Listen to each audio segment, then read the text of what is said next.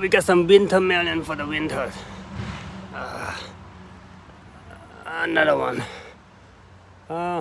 Nice harvesting. Some winter melon, some squash. We still have some radish over there. We haven't harvested.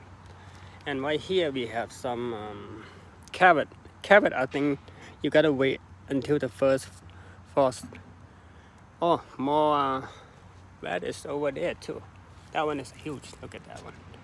Big radish. Oh, we still have little thing in the garden. There's tomato there. Oh, there's because of raining.